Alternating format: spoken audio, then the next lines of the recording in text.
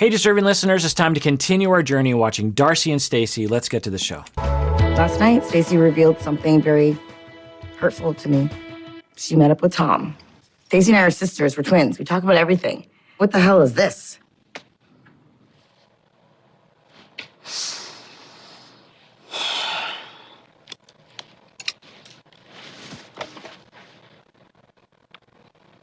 How are you feeling?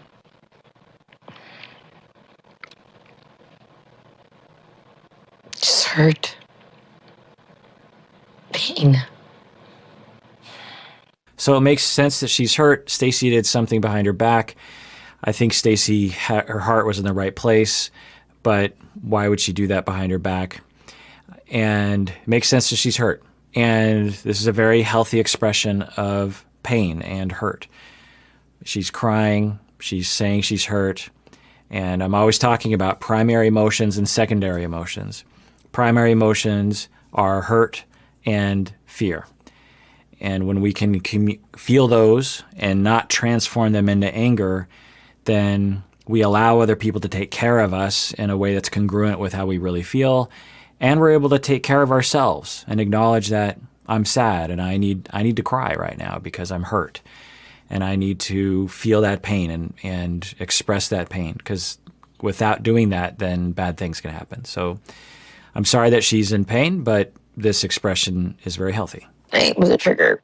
I don't know why Stacey had to see Tom. I don't know why. I tried to close that chapter. Maybe she felt like she was doing me a favor, but that's not a favor. It's like a slap in the face, stab in the heart. Yeah, so I guess I could have predicted this, but I didn't, in that she says it was a trigger for her, which I think means that she has a lot of sore feelings about Tom, that it's very, maybe on one level she can see, okay, well, my sister was trying to help me out, but it's such a trigger for me for her to have contact with him. I don't know, maybe we'll hear more about what is triggering. I could imagine that it could be a trigger for feeling like people are conspiring against her, which it wasn't exactly conspiring against her, but it was kind of, because they were both talking about her behind her back. I'll tell you, I've had clients before who I will have them, let's say I'm treating a couple, and each individual in the couple has their own individual therapist. And it's customary for therapists to talk amongst themselves to coordinate treatment of the individuals. And so I will have the client sign a release of information, which authorizes me to talk with those other clinicians.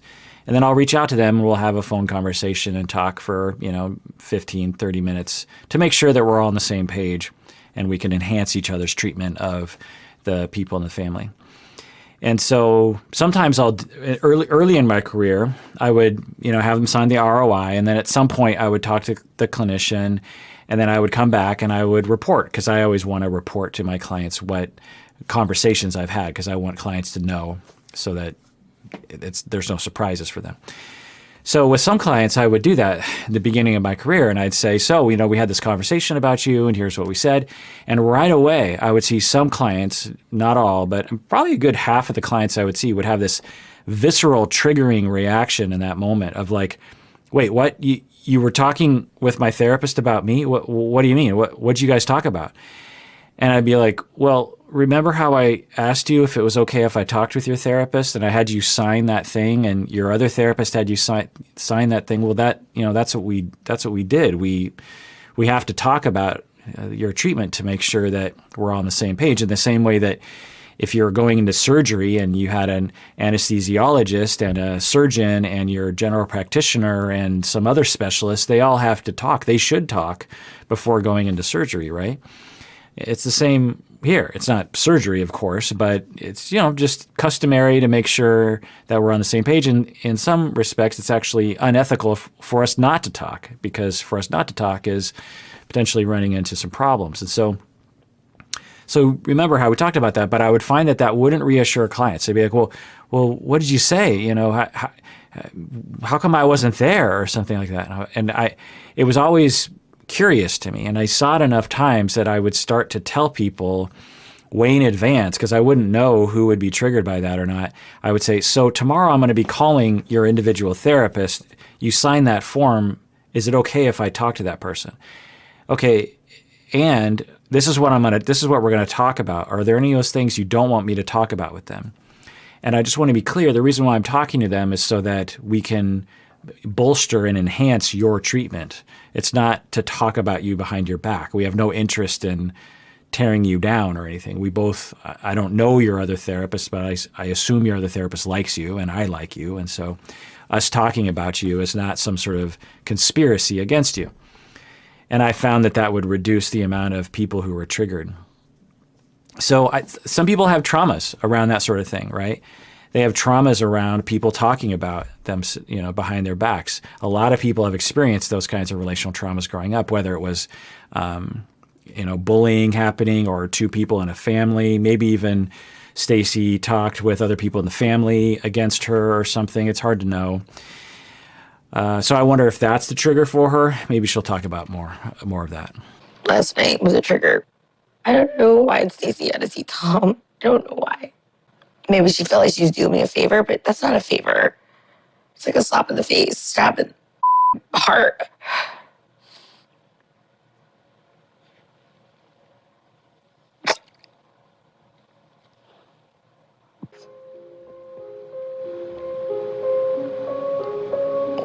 I've been to therapy before. She's been to therapy before. This is great. I'm glad we're talking about this. Let's hear more. I'm so curious. My dad suggested therapy at one point when I was dating Jesse. Interesting. So why didn't they talk about this on the show? This would have been good material, or even, I don't know. Anyway, the point is that while she was dating Jesse, which would have been a few years ago, she was down, and her father noticed that she was down and suggested she go to therapy, which is great.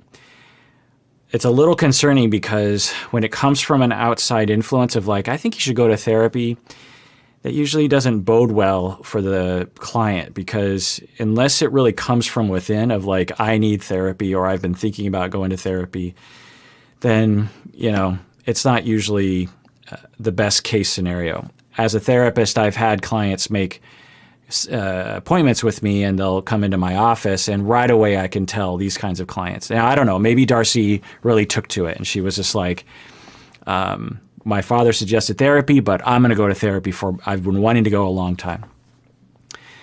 But I've seen a lot of people sit on my couch and they'll say, okay, I'm here to do this. And I'll be like, okay. And so I start walking through my normal first session routines. And pretty quickly, I've been doing therapy for over 20 years. I can usually detect this sort of stuff in clients. And right away I'll detect wait, does this person want to be in therapy, or are they just saying they want to be in therapy? And so I'll be like, so did someone suggest that you come to therapy? And they'll say, oh, yeah, my dad suggested I come to therapy. And I'll be like, oh, okay. So it'll give me some indication of the motivation to be there.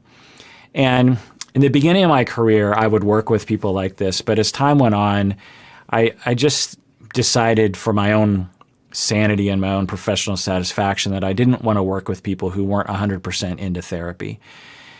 The beginning of my career, I don't know, a third to a half of my clients were people who were forced into therapy, either because they were teenagers in trouble, or they were a spouse that was driving their spouse crazy, or someone was court mandated. And for you therapists out there, you know what this feels like. It doesn't feel good. When we got into this profession, we wanted to help people who wanted our help. We didn't want to help people that didn't want our help. The analogy that I give to my supervisees is dentists don't roam the streets looking for random signs of cavities and then force people into a chair and yank out their teeth, right?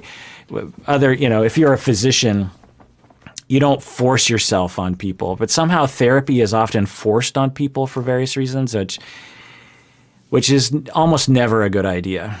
Unless it's a treatment protocol like a domestic violence treatment or other kinds of offender treatment protocols that are set up to help the person to not repeat the behavior. But for the vast majority of situations, it's just better when they want it. Now, maybe Darcey was fully into it. Let's find out.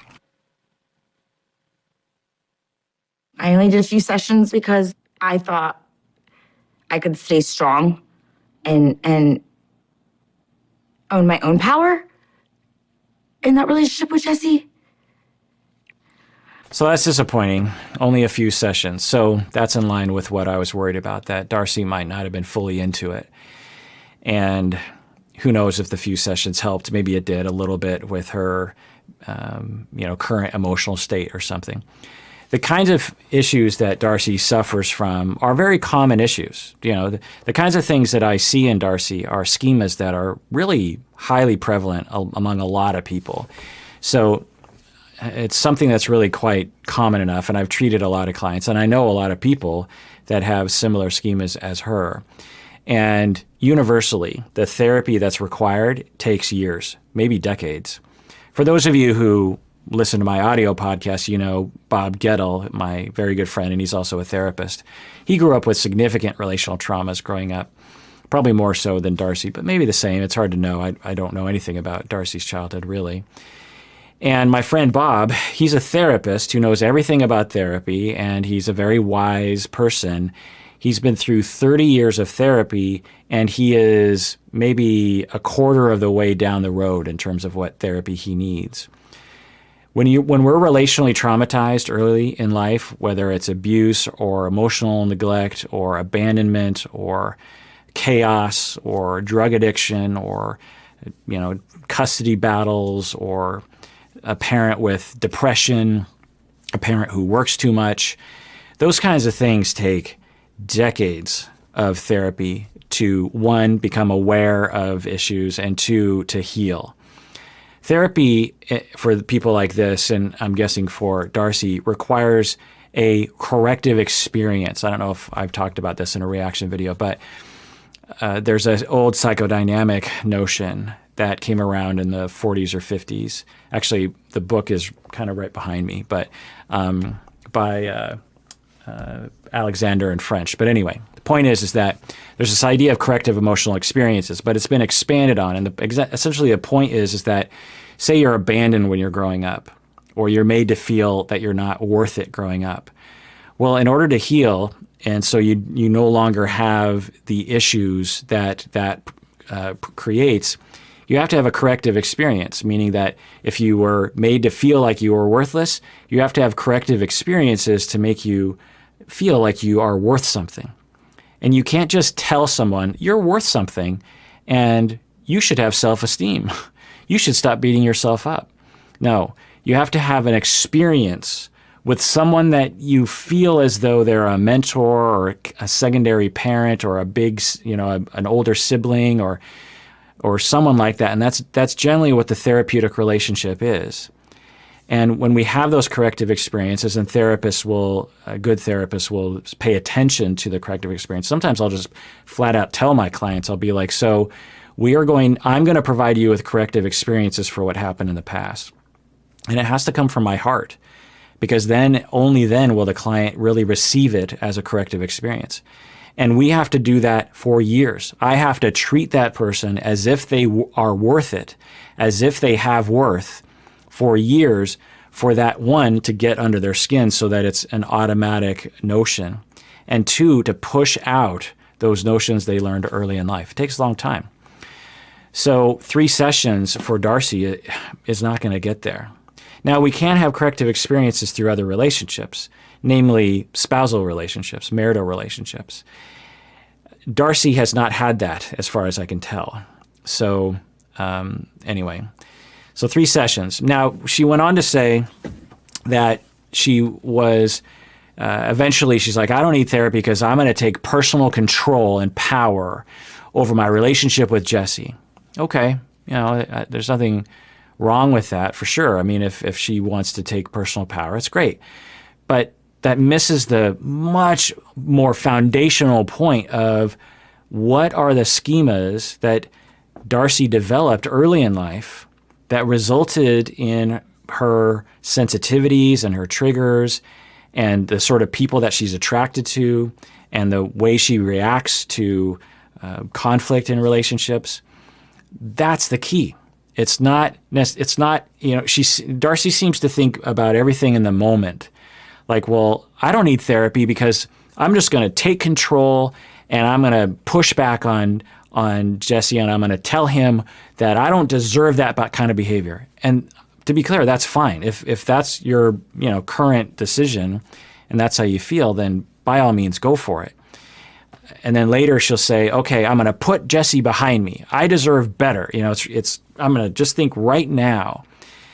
And then I have someone new, and it's Tom, and I'm just going to focus on Tom, and I'm not going to think about Jesse. I'm just going to focus on Tom.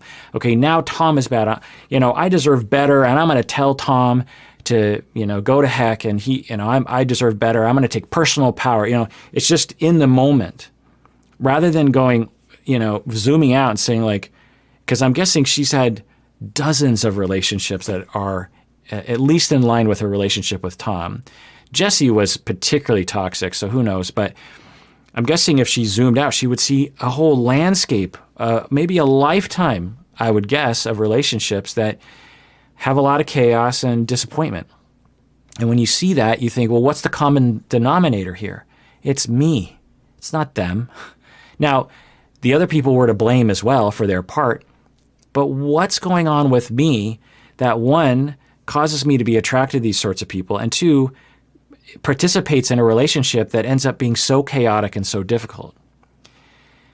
What is it about my history and my schemas and my wounds and my relational traumas that creates that? This is where psychodynamic and interpersonal therapy really shines, because it's really the only type of therapy that looks into that sort of thing. And it can really help, again, when you analyze and you provide interpretations and you gain awareness, so you can start to manage it when you know it better. And then two, you have corrective experiences to heal from those past. Now, maybe she'll say something different, and she's about to say something. Let's hear what she has to say. I only did a few sessions because I thought I could stay strong and own my own power in that relationship with Jesse.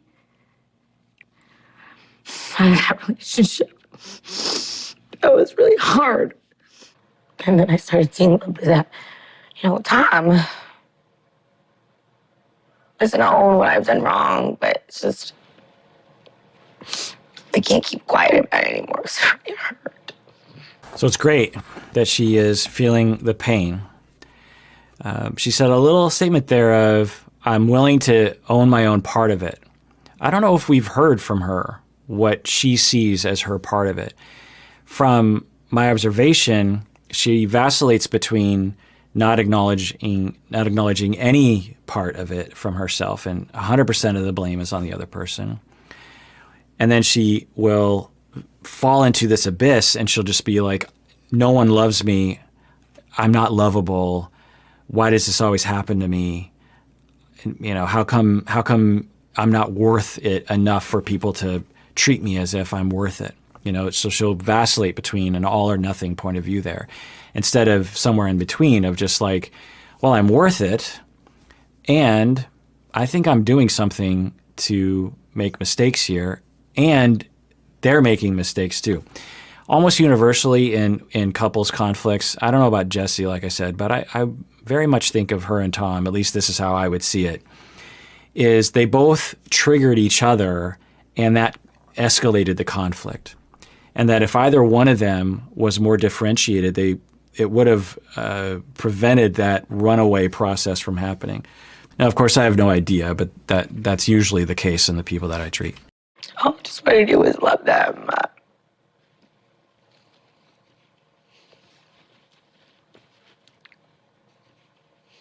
And I know what I need to change. I feel it. Are you where you want to be at this point in your life? No. I want my own home. I want to set my own roots. I want, my daughters to be in, amazing schools and the right kind of relationships when they get older. This is amazing. I'm so glad that we're hearing from Darcey 1 and 2 that she is given a chance to express herself. This is actually kind of like a therapy session. the producer isn't a therapist, from what I understand, or maybe the producer is a therapist, somehow I doubt it, but the producer is just asking very open-ended questions. And I'm guessing the producer knows not to insert himself into the equation. This is about reality TV. And so the producer is just asking all these very open-ended questions. What do you want to do? What are your hopes and dreams? And I wonder if this is a corrective experience for Darcey. I wonder if a lot of people go on reality TV shows in an attempt for a corrective experience. Because if you're treated worthless growing up, which I'm guessing Darcey was, or at least she was given messages that she was worthless, I don't know.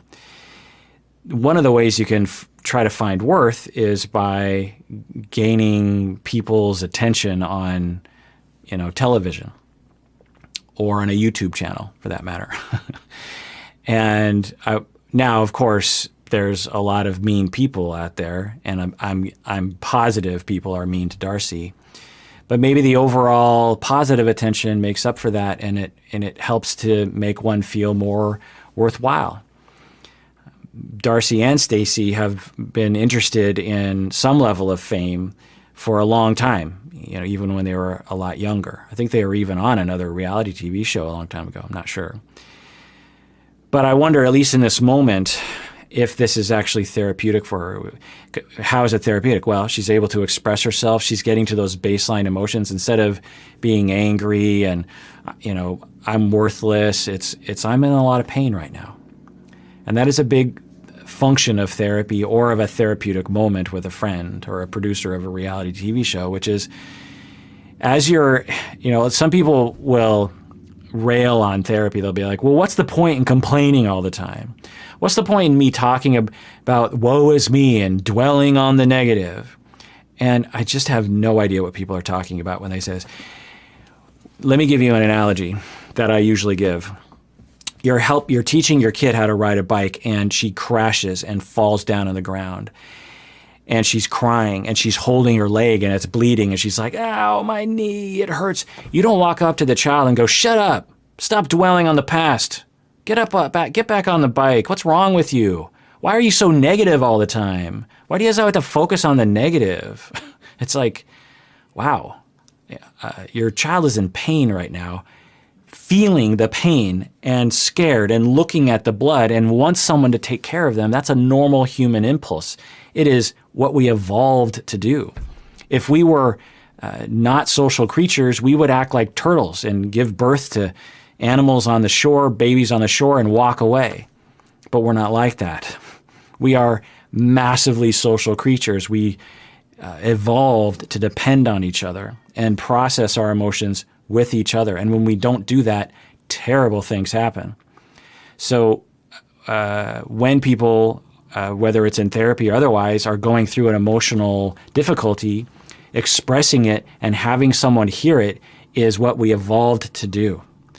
And so it's not dwelling on the past. It's not wallowing in your despair. It is normal emotional expression that is healthy and natural. And when you do that enough and you get enough validation and love and attention, you don't need to do it anymore. So if someone's dwelling on the negative, allow them to dwell on the negative, because eventually, once they let it all out, it'll be over. Now, there are some small exceptions that I won't go into right now, but anyway, what she's doing right now is, emulative of therapy, which, I'm happy for her, and I'm also glad to see the show is portraying this and giving it some time, and I'm also glad to know more about her inner life because, like I said, normally she would just vacillate between everything's perfect and I'm in awe, and I'm going to marry this man, to I'm worthless and I hate that person and, all these kinds of things, instead of what I think this is, which is much more healthy. Don't set a bad example. And I just don't feel like I've shown them that yet. It's scary.